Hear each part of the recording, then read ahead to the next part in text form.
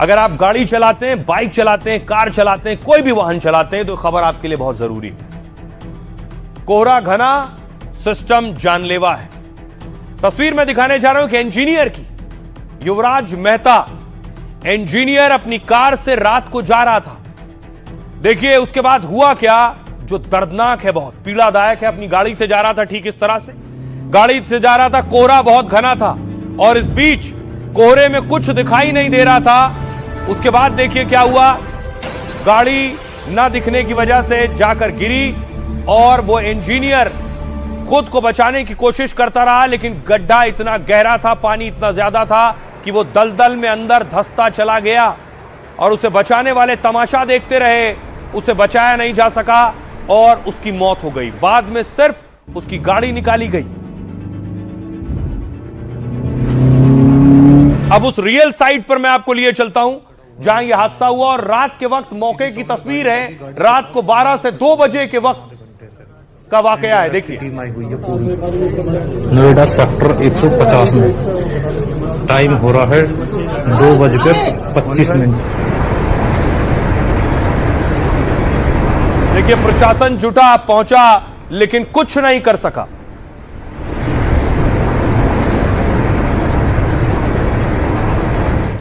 उसके बाद उनके पिता का कहना है, जो युवराज ने आखिरी फोन किया था उन्हें, फोन पर कह रहा था पापा बचा लो। वो तो लास्ट में उसका वर्ड ये था कि पापा बचा लो मैं डूब रहा हूँ, पापा बचा लो मैं डूब रहा हूँ, पापा बचा लो मैं डूब रहा हूँ, पापा बचा लो मैं डूब रहा हूँ। अब ये धीरे धीरे गाड़ी डूब रही है, ऐसा वो बोल रहा था और मैं इधर से उधर दौड़ रहा था पागलों की तरह। कोई उपाय नहीं लग रहा था। जो टीम वहाँ अवेलेबल भी थी, अथॉरिटी की टीम थी, तो वो कुछ कर ही नहीं रही थी। रस्सी फेंकने के अलावा उनके पास कुछ था नहीं साधन, न उनके पास स्विमर था, डाइवर था और न बोट था ताकि वो बोट से उस तक पहुंच सके, उसको रिकवर। और एक इंजीनियर की मौत के बाद गुस्सा है।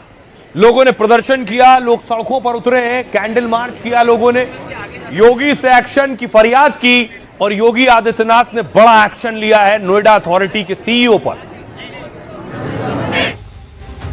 उत्तर प्रदेश में लापरवाही का गड्ढा करने वालों को योगी ने नाप दिया। जनता की जान को खतरे में डालने वालों पर योगी ने हंटर चला दिया। सीधे नोएडा अथॉरिटी के सबसे बड़े अधिकारी को ही नाप दिया, सीईओ को हटा दिया। क्योंकि सवाल उठ रहे हैं, क्या नोएडा अथॉरिटी सिर्फ टैक्स वसूली करने के लिए है? करोड़ों वसूलने वाला सिस्टम क्या कुंभकर्ण की नींद सो रहा था? एक इंजीनियर की मौत की इस जानलेवा लापरवाही का जिम्मेदार कौन है? अगर जाता कोई गोताखोर या तैराक जाता और उसको रस्सी के सपोर्ट से ले आता तो मेरे बेटे की जान बच सकती थी। लापरवाह अधिकारियों और बिल्डरों पर हत्या का मुकदमा क्यों नहीं होना चाहिए, जिन्होंने मोटा पैसा लेकर हाई राइज मॉल बनाने की परमिशन तो दे दी, लेकिन वहीं पर एक जानलेवा गड्ढा भी खोद दिया जिसमें एक जिंदगी और हजारों सपने डूब गए। इसी पानी में गाड़ी गिरी है और डेड बॉडी निकल चुकी है, लेकिन कार अभी इसके अंदर है। अब देखिए जरा ये पूरा वाकया, पूरी घटना हुई कैसे, बेहद दर्दनाक। मैं सिलसिलेवार तरीके से बताता हूं। शनिवार 16 जनवरी को रात 12 बजे युवराज गुरुग्राम से आ रहे थे। वो नोएडा के सेक्टर 150 टाटा यूरिक पार्क की ओर जा रहे थे। उस वक्त तभी घने कोहरे की वजह से उन्हें आगे का रास्ता नहीं दिख रहा था और उनकी कार नाले को तोड़ते हुए गड्ढे में गिर गई। मॉल के बेसमेंट के लिए 30 फीट का गड्ढा खोदा गया था, वो भी खुला था। जैसे ही कार दलदल में गिरी तो युवराज जान बचाने लगे। युवराज किसी तरह डूबती कार से निकलकर अपनी छत पर चढ़े। कार के जान बचाने 12:20 पर उन्होंने अपने पिताजी को फोन लगाया। घबराहट में रोते बिलखते युवराज ने पिता से गुहार लगाई। फोन पर कहा, पापा मैं मरना नहीं चाहता, मुझे बचा लो पापा। बेटे को बचाने के लिए पिता ने तुरंत डायल 112 पर सूचना दी और मौकाए वारदात पर कुछ ही मिनट में पिता भी पहुंच गए। करीब 30 मिनट बाद पुलिस और दमकल विभाग की टीम पहुंची है। उस वक्त रात के करीब 1:15 हो रहे थे जब एसडीआरएफ पहुंची है, लेकिन रेस्क्यू होता है कैसे, क्योंकि कोहरे से कुछ दिख नहीं रहा था।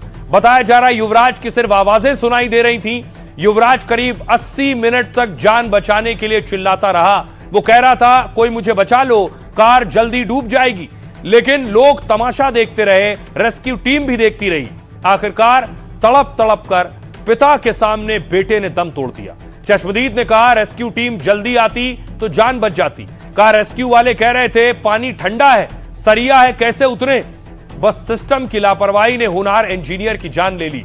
युवराज इकलौता बेटा था जो गुरुग्राम में सॉफ्टवेयर इंजीनियर था। युवराज के पिता एसबीआई के रिटायर्ड अफसर हैं और मां का निधन हो चुका है।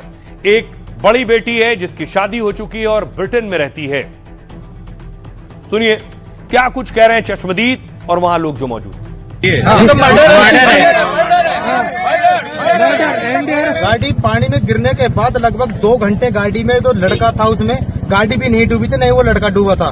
2 घंटे उस लड़के ने अपने फोन की टॉर्च जला के रोड पे जितने भी लोग चल रहे थे उनसे मदद मांगी थी कि भाई मुझे बचा लो प्लीज। जितने यहाँ पे लोग खड़े थे 100-150 लोग थे यहाँ पे, उनसे भी मदद मांगी थी। फायर ब्रिगेड वाले भी आगे थे, पुलिस प्रशासन भी था। नाव थी छोटी 4x6 की नाव भी थी उनके पास, रस्सा था 100 मीटर का, क्या वो बचा नहीं सकते थे? जा नहीं सकते थे। उसके बाद जाके उतारी थी, उसी पे बैठे थे नीचे उतर के, उसमें पैर देख देख के दे रहे थे। पानी ठंडा है, इसमें तो सरिया है, हमारे लग जाएंगे। मैं कहा तुम साइड हटो, मैं जाता हूँ। मैं गया अंदर, मैं कहा 40 मिनट उस भाई को ढूंढ के आया, किसी ने कोई हेल्प नहीं करी। कोई दिखावा क्या था। तो मनिंदर चश्मदीद है जो सब कुछ देख रहा था और बता रहा था अधिकारी क्या कर रहे थे। अब योगी के हथौड़े की बारी थी। नोएडा में हुई मौत पर योगी सरकार ने बड़ा एक्शन लिया है। नोएडा अथॉरिटी के सीईओ एम लोकेश को हटा दिया गया है, साथ ही उन्हें वेटिंग में डाल दिया गया है एम लोकेश को। इंजीनियर युवराज की मौत पर प्रशासन भी हरकत में आ गया है। मृतक युवराज के पिता ने नॉलेज पार्क पुलिस में शिकायत की है, जिसके बाद डूबने से मौत के मामले में 2 बिल्डर पर एफआईआर हुई है। इसमें पहला नाम builder MJ Wish Town planner limited है और दूसरा lotus green construction private limited का है, क्योंकि वहां कंस्ट्रक्शन का काम चल रहा था और बेसमेंट के लिए गड्ढा खोदा गया था। दावा है दोनों बिल्डर के खिलाफ अथॉरिटी का 3000 करोड़ रुपए का बकाया है। बिल्डरों के खिलाफ वित्तीय गड़बड़ियों की जांच सीबीआई ईडी कर रही है पहले से। हादसे में पिता राजकुमार मेहता की शिकायत पर पुलिस की जांच जारी है। नोएडा अथॉरिटी ने इंजीनियर मौत मामले में बड़ी कार्रवाई की है। लापरवाही पर ज्वाइंट इंजीनियर नवीन कुमार को बर्खास्त कर दिया गया है। बाकी कई अधिकारियों को नोटिस देकर जवाब तलब किया गया है। इस मामले में अथॉरिटी ने जांच के लिए एक विशेष टीम भी गठित कर दी है जो मामले में हुई लापरवाही और उससे जुड़े तथ्यों की जांच करेगी। जान लेने वाले गड्ढे के बाहर आनन फानन में बैरिकेडिंग की गई है। फिलहाल घटनास्थल पर कंक्रीट की बोरियां लगाकर इंतजाम किए जा रहे हैं, क्योंकि मौका वारदात पर न बैरियर था न कोई लाइट थी। अब सुनिए जरा, जिन्होंने अपने बच्चे को खोया है, अपने लाल को खोया है, जिनको आखिरी फोन उनके बेटे ने किया था, पापा बचा लो, वो क्या कह रहे हैं। वो तो लास्ट में उसका वर्ड ये था कि पापा बचा लो मैं डूब रहा हूँ, पापा बचा लो मैं डूब रहा हूँ। अब ये धीरे धीरे गाड़ी डूब रही है, ऐसा वो बोल रहा था। और मैं इधर से उधर दौड़ रहा था पागलों की तरह, कोई उपाय नहीं लग रहा था। जो टीम वहाँ अवेलेबल भी थी, अथॉरिटी की टीम थी, तो वो कुछ कर ही नहीं रही थी। रस्सी फेंकने के अलावा उनके पास कुछ था नहीं साधन। स्ट्रगल स्टार्ट किया 12 बजे से अपने लाइफ के लिए, खुद स्ट्रगल किया और लगभग 2 घंटे तक वो जीवन से जूझता रहा बचने के लिए। अगर उस समय में उसको मदद मिल जाती तो वो बच सकता था। यकीन मानिए हमारे देश में सड़क दुर्घटना में लगभग 1.5 लाख से ज्यादा जाने जाती हैं हर साल। एक तस्वीर देखिए, एक तस्वीर असम से आई है। इसी तरह असम में एक घटना हुई जहां पूरी कार डूब गई।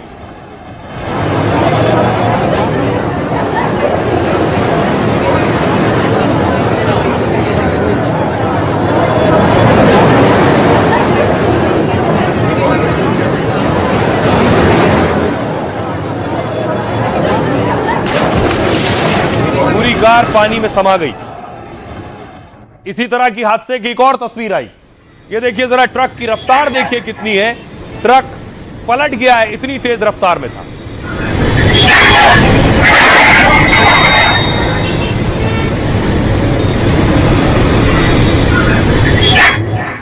अब आपको बताऊं, देखिए जरा, देश में कितनी जानें जा रही हैं सड़क दुर्घटना में और लापरवाही की वजह से। तो सबसे पहले देखिए, सड़क दुर्घटनाएं होती हैं 4,80,583 सड़क दुर्घटनाएं होती हैं। लगभग 4-5 लाख सड़क दुर्घटना में 1,72,890 मौत हर साल हो जाती हैं। 1,65,000 सड़क पर ही मौत हो जाती है जिन लोगों की। इसके अलावा हर घंटे सोचिए, हर घंटे 20 मौतें हो रही हैं सड़क दुर्घटना में। रोजाना 474 जाने जा रही हैं सड़क दुर्घटना में। गड्ढों की वजह से जो देश में मौत हो रही है वो 2161 मौतें हैं जो सड़क में गड्ढों की वजह से। सड़क पर निर्माण कार्यों से 3904 मौतें हो रही हैं अब तक। ये 2023 का आंकड़ा मैं आपको बता रहा था। बहरहाल खबरों में आगे बढ़ता हूं, अब आपको बिहार लिए चलता हूं। देखिए वहां बाहुबली जलवा है। नीतीश का दुलारा खलनायक अनंत, विरोधी सवाल पूछ रहे हैं। तस्वीर अनंत सिंह की सामने आई। बाहुबली अनंत सिंह, आप सोचेंगे ये तो जेल में थे, बाहर कैसे आ गए? दरअसल आए थे बाहर अस्पताल चेकअप कराने के लिए। देखिए फूल का गुलदस्ता दिया जा रहा है, स्वागत किया जा रहा है और अस्पताल में ही सिगरेट फूंक रहे हैं बाहुबली अनंत सिंह।